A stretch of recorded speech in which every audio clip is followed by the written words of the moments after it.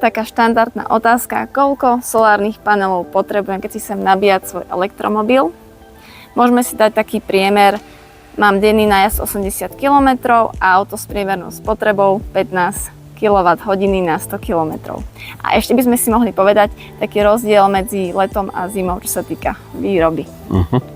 Dobre, takže čo sa týka spotreby, tak musíme najprv napočítať nejakú ročnú spotrebu. To znamená, denný nájazd 80 km, to je 80 x 365, to je nejakých 30 000 km, 29 000 km za rok.